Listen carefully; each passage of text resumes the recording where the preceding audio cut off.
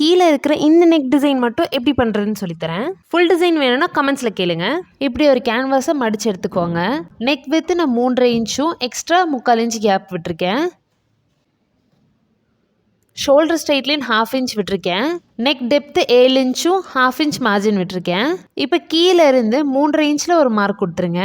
Right சைடில் கார்னரில் டயக்னலாக line போட்டு அதில் 2.5 இன்ச்சில் மார்க் கொடுத்துருங்க. கேன்வாஸ் சென்டர் பாயிண்ட்ல இருந்து 3/4 இன்ச்சில் ஒரு பாயிண்ட் கொடுத்து இந்த 3 பாயிண்ட்ஸையும் ஜாயின் பண்ணிடுங்க. அடடா, ஜாயின் பண்ணும்போது ஒரு சின்ன தப்பு பண்ணிட்டோம். நீங்களும் என்ன மாதிரி அந்த 3/4 இன்ச் பாயிண்ட்லேருந்து வரைகிறதுக்கு பதிலாக நெக்ஸ்ட் சென்டர்லேருந்து வரைஞ்சிட்டிங்களா? அதை எப்படி வித்தியாசமே தெரியாமல் அழகாக எப்படி சரி பண்ணுறதுன்னு நான் சொல்லித்தரேன்.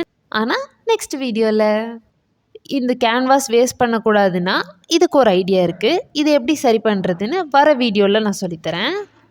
உங்களுக்கு எங்கள் வீடியோஸ் பிடிச்சிருந்தா லைக், ஷேர், சப்ஸ்கிரைப் பண்ணுங்கள்.